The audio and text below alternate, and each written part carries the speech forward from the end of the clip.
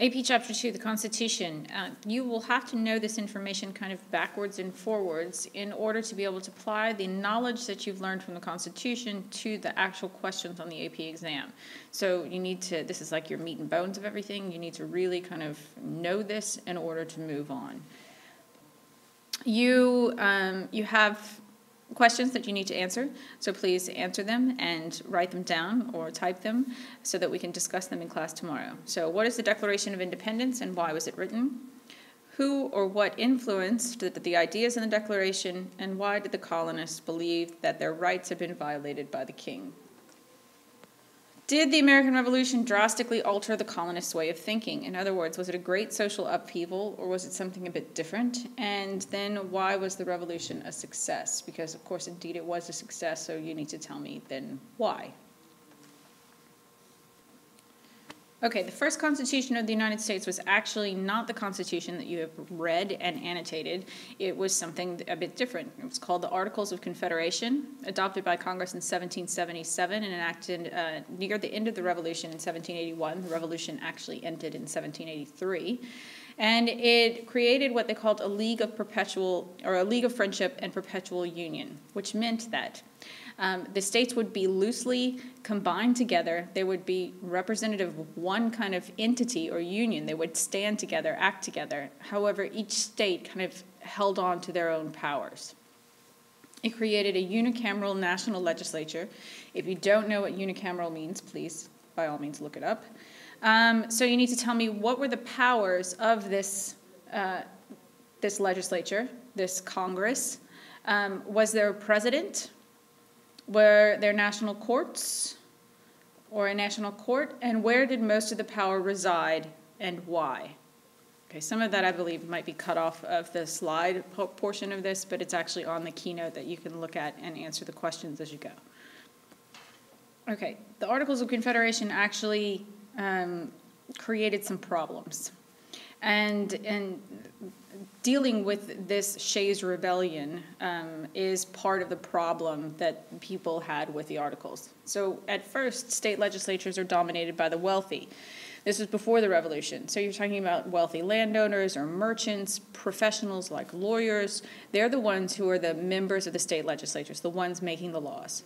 After the Revolution, a lot of the states expanded voting rights. So they made it so that more people could vote. So they took away maybe some tax restrictions or property restrictions that they had imposed for voting qualifications.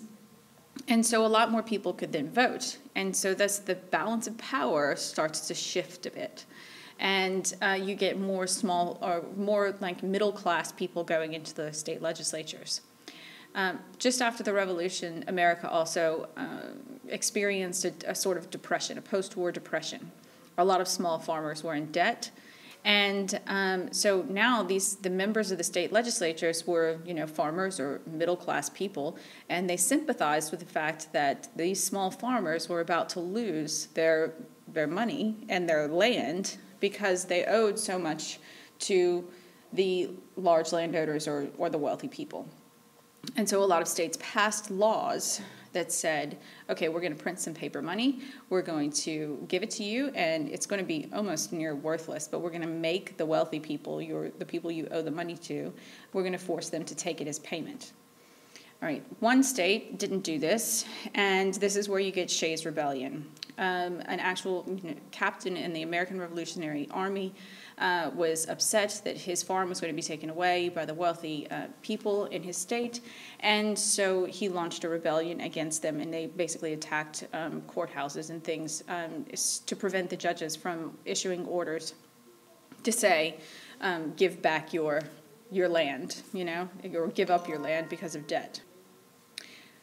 So this then, a lot of the more wealthy people in the states decided, okay, the Articles of Confederation didn't allow for the Congress to kind of raise an army to stop the rebellion. And so there was a lot of fear going around that, well, what if more of these farmers start to rebel and we have another full-blown revolution on our hands? Therefore, a group of delegates decided to meet in Annapolis to discuss the problems associated with the articles. Okay, only about 5 people actually went to the meeting, but what happened because of it is that they arranged to then meet once again, this time in Philadelphia, the following May, so in May of 1787, to revise the Articles of Confederation. So in Philadelphia, 55 delegates from 12 states. Rhode Island chose not to participate in the actual meeting. So they send delegates to Philadelphia. Their main objective is to revise the articles. However, they do not abide by the rule to simply revise the document. So why not? Okay, and then tell me a little bit about the demographics of the delegates. So tell me, were they educated? Were they rich? Were they poor? Were they black? Were they white? Tell me a little bit about them. And did they want to really create a democracy? Why or why not?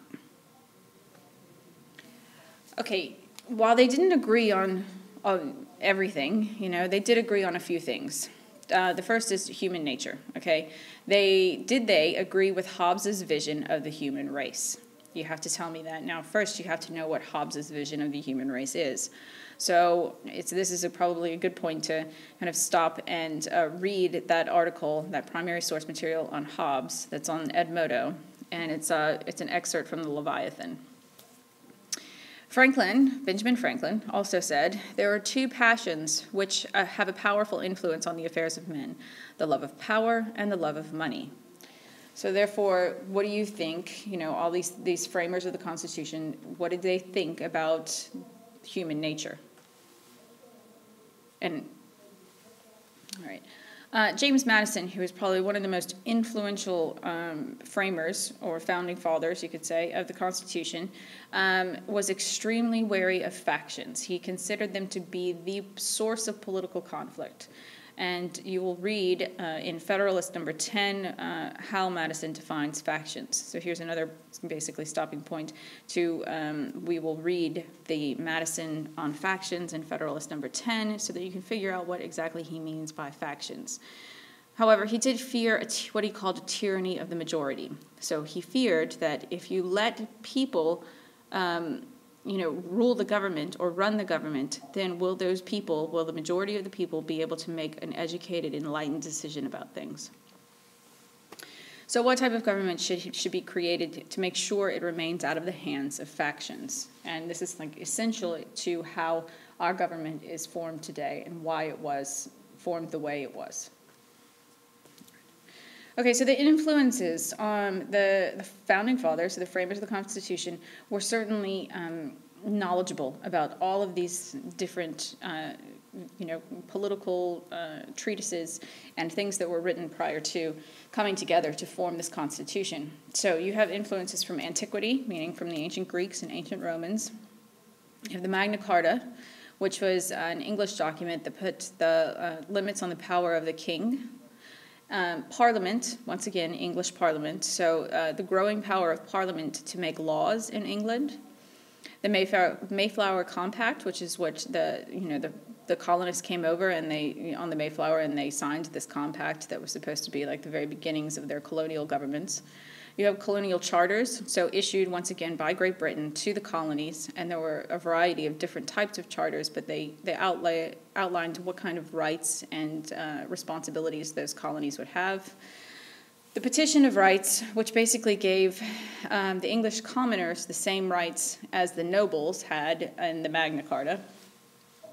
And Enlightenment, the Enlightenment ideas about government, about human nature, and then you have the English Bill of Rights as well, which is, outlining different rights like speedy trial and such. Okay, so the Declaration actually states all men are created equal. However, what does the Constitution say about equality? And in terms of equality and representation of the states, okay, you had the New Jersey Plan. New Jersey Plan said what? The Virginia Plan was saying something completely different about who should be representing the people. How many representatives each state should have. And then, of course, the Connecticut Plan was called the Great Compromise. So what indeed was the Great Compromise? And why do smaller states have an advantage? Okay, the Constitution is also quite silent in many respects on the issue of slavery. So what does the Constitution then say about slavery? What does it say about the importation of slaves, returning runaway slaves? And then the Three-Fifths Compromise. So the southern states wanted all slaves to be counted for representation purposes, but not necessarily for taxation purposes, while the northern states opposed that happening, because if you're not going to pay taxes on the people that you're supposed to be counting as your population to send representatives to Congress, then that's not fair. So they've worked out a compromise between the southern states and the northern states, which is called the Three-Fifths Compromise. So you just explain to me briefly what that is. Okay, and then there's a problem with who should vote. Should there be universal male suffrage? Who should there be some sort of tax requirement for voting? Should there be a property requirement for voting? So who did they leave the decision to be up to make? Federalists versus anti-federalists. Okay, the framers' motivation for the national government, what was it? Did they have some sort of underlying economic, principles in terms of, oh, we want a strong national government with strong economic powers because we want to protect our wealth? Or did they really just want to come up with an economic system with a strong national government and to be able to deal with the problems that might face the nation on a day-to-day basis? This is where you'll stop and you'll read the Charles Beard article, which is also on Edmodo, about what he thinks the framers' motivation was for creating a strong national government with strong economic powers. So, tell me then, what does the Constitution say about the economic powers of Congress? What do they have the right to do in terms of economics, in terms of, what can they control, what can they regulate, what can they issue, what can they collect, those kinds of things. And then what economic rights were then taken away from the states? And why was that such an important thing to have happen? What does the Constitution say about individual rights and liberties? Now, this is before the addition of the Bill of Rights. So, what does it say before those first 10 amendments to the Constitution were added to it? What does the Constitution itself say about individual rights and liberties? Okay, so once again, Madison's great fear is this tyranny of the majority. And so how he frames the actual government is to keep most of the power actually out of the hands of the people. So he divides it into branches of government. So the 3 branches of government, there's a separation of powers. Each branch has some independent powers. However, they're not completely and totally independent from each other. They do share powers as well. There's this whole system of checks and balances. And according to the Constitution, in its original form, the people were allowed to elect whom or what offices. So who elects, according to the original Constitution, remember, who elects members of the Senate, the President, who nominates judges, what are their term limits and election turnover for the Senate, for the House, for judges, etc. And what is the concept of judicial review? And where is that laid out?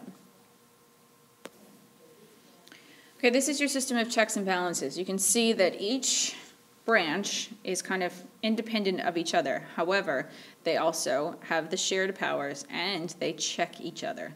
So the legislative branch makes the laws. However, the executive branch has the power to veto those bills. The executive branch, they appoint or nominate judges. However, the legislative branch has to approve those judges before they can take their role or office. Okay, so the Madisonian model encourages moderation and compromise and slows change. So therefore, does this make our government a good system, or does it make it too slow to change, thus making it inefficient? So it's really kind of a matter of your own opinion. However, you need to support it with some facts. What do you think? Do you think it's too slow to change, or do you think that they have the checks and balances put in there for a particular reason to make it slow to change, and why? Okay, in terms of ratifying the Constitution, they needed 9 out of the 13 states to ratify the Constitution. This is where you get the big debate between the Federalists and the Anti-Federalists.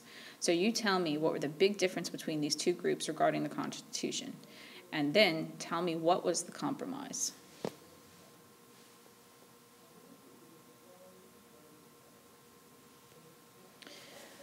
Okay, what was the process to ratify the Constitution? So the framers set out a particular way to do this, and why did they decide to do it this way? Now, one of the big things that you'll always hear about the Constitution is that it's a living document. So what exactly does that mean? And then how do you go about changing this document? So there's a formal amendment process, which is outlined in Article 5 of the Constitution, and it's a 2-stage process. You can propose in 2 different ways, and you can ratify in 2 different ways. So you can either have a proposed amendment to the Constitution that is proposed by Congress with 2/3 of votes supporting that amendment change in both houses, or you can have an amendment proposed by convention. So that means by Congress, the 2/3 of the state legislatures come together, they make an appeal to Congress to call a special convention where they will then amend the Constitution. Now, that's just the proposal to amend it, and then it has to be ratified. So it has to either be ratified by 3/4 of the states, so that would make your 9 out of 13 for the ratification of the Constitution, or it's ratified by 3/4 of the state legislatures. Now, there are formal amendments. There are 27 formal amendments in total. There's the first 10 that make up the Bill of Rights, and then 17 thereafter. And formal amendments have made the Constitution over the years more egalitarian and democratic. So explain that statement using specific points to back up your statement. And then you're going to figure out what is the ERA. And you're going to tell me why has it failed in the ratification process. And we're going to do something in class with this where half of you are going to go pro-ERA and half of you are going to go anti-ERA, and you're going to debate it. So we'll get to that. Now, there are different ways to informally change the Constitution as well. Because it is such a lengthy process to actually formally change the Constitution, there have been some informal practices over the years that have actually changed it. So traditions like we now have a 2-party political system. It is, beginning to change ever so slightly here and there, but by and large, it's a 2-party political system. There is nothing in the Constitution that says anything about parties. You have Supreme Court rulings, so an issue like Roe v. Wade, where you have abortion, which would have, I'm sure the framers would have known of abortions, but not in the technical scientific way in which we have them today. And so Roe v. Wade, of course, it's an interpretation of the privacy laws that are set forth in the Constitution, but the Constitution itself says nothing about abortion. You have the Electoral College, which was meant to be this kind of elite group of people who would choose the president, this enlightened group of educated people who would make a clear decision about who should be president. Now that it's just become simply kind of a rubber stamp of the popular vote. So the people actually kind of vote for the president, and the Electoral College just basically confirms that. You have the media's influence on policymaking. Technology, the framers would have never thought of something like the internet or nuclear weapons. And then you also have increasing demands on policymakers. So as the U.S. has grown into this big kind of mega power, you have the president taking on more of a leadership role than he ever did back in the 1790s, You've got, he's the head of the military, but the military is this huge, huge conglomerate of different offices and military personnel. And you have, he's foreign dignitaries. He's always flying off to go meet with someone to resolve an issue, or send aid somewhere. So increasing demands put on the president, and along with those demands come increasing powers. Lastly, all right, so the Constitution itself is a relatively short document, even with the 27 amendments that are attached to it. It does not prescribe in detail, okay?